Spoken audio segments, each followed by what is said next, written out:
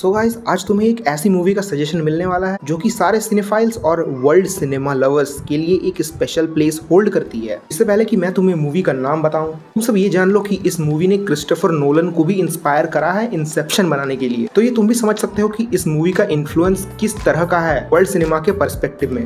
So the movie is Paprika which was released in 2006। और अगर तुम्हें फिर भी कोई एविडेंसेस चाहिए तो बस इंसेप्शन की रिलीज डेट गूगल कर लो। So let's break down Paprika and welcome to my channel.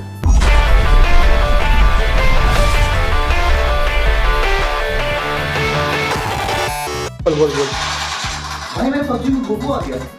तो गाइस, जैसा तुमने देखा मेरे दोस्त के पबजी में गोकू आ गया, जबकि गोकू का कैरेक्टर फोर्टनाइट में एग्जिस्ट करता है। सो इस मूवी में भी कुछ तरह से ऐसा ही होता है, लोगों के ड्रीम्स मर्ज हो जाते हैं और कई बार तो ऐसा होगा कि तुम कंफ्यूज हो जाओगे कि भाई चल क्या रहा है सीन में।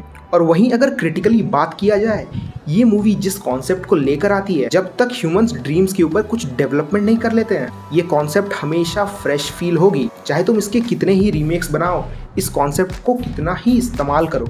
और अगर ध्यान से सोचा जाए तो क्रिस्टोफर नोलन ने भी इसी चीज का इस्तेमाल किया। क्रिस्टोफर नोलन ने देखा कि ये कॉन्सेप्ट पुरानी नहीं होने वाली है और इस कॉन्सेप्ट का इस्तेमाल अपनी 2010 वाली मूवी में किया। सो वीडियो में मैं इतना इंसेप्शन कर रहा हूँ, क्यों ना इसे इंसेप्शन से एक बार कंपेयर भी कर लिया जाए। हाँ, तो सबसे पहले इंसेप्शन अच्छी मूवी है, यहाँ तक कि वो पापरिका से भी अच्छी है। और बहुत लोग मेरी बातों को समझ भी रहे होंगे, वर्ल्ड सिनेमा का इम्पैक्ट ही ऐसा है। बट प्रॉब्लम क्या होती है जब तुम किसी नए कॉन्सेप्ट को इंट्रोड्यूस करते हो। तुम अगर पहली बार उस कॉन्सेप्ट को किसी मूवी में इम्प्लीमेंट करते हो तो चांसेस बहुत ज्यादा है कि तुम्हारे कॉन्सेप्ट की इम्प्लीमेंटेशन उस मूवी में काफी ज्यादा रॉ लगे, जो कि पापरिका में लगती है। और वहीं तुम अगर एक नजर इंसेप्शन पे डालते हो तो तुम्हें बहुत ज्यादा जोर से गट फीलिंग आएगी कि ये एक फिनिश्ड मटेरियल ही है।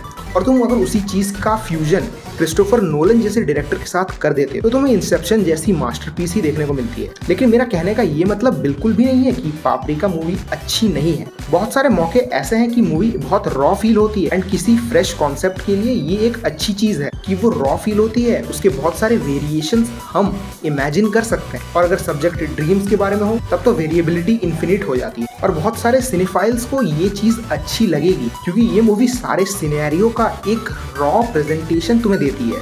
और अगर मुझे इस मूवी से तुम्हारे ओपिनियंस जानने हो तो कि what it's meant to be alive and to live, यही सेम लाइंस मूवी में इस्तेमाल हुई थी। और अगर तुम अलाइव और लिव जैसे वर्ड्स को देखो तो तुम्हें ज्यादा डिफरेंस नहीं लगेगा, बट ये क्वेश्चन जिस तरह से पूछा गया है पूरा मतलब ही चेंज हो जाता है। इन दोनों चीजों का एक फिलोसॉफिकल आंसर निकलता है जो कि तुम्हारी पूरी लाइफ को चेंज कर सकती है। अलाइव तो बस वही हो गया कि तुम जिंदा हो या ना हो, लेकिन लिव का मतलब बहुत ज्यादा एक्सपैंड हो जाता है। It's about your habit of living, तुम किस तरह से अपने दिनचर्या को गुजारते हो। और अपने सारे व्यूअर्स से मूवी यही क्वेश्चन पूछती है कि क्या होता अगर तुम अपने ड्रीम्स को कंट्रोल कर पाते, उन्हें अपने रियलिटी में इम्प्लीमेंट कर पाते हो। पहली नजर में तो ये चीज काफी ज्यादा अच्छी लगेगी, काफी ज्यादा होलसम लगेगी, बट ध्यान से सोचने जाओ तो तुम इस ड्रीम्स में कुछ भी करने की बात कर रहे हो तो ये काफी ज्यादा डार्क टर्न ले लेती है। खैर, मूवीज को मूवीज ही रहने दो। एंड फाइनली, ये मूवी देखने लायक है कि नहीं, अगर तुम्हारा भी यही सवाल है तो मैं तो कहता हूँ you should never miss this one. हाँ, मूवी तुम्हें थोड़ी पुरानी देखने को मिलती है,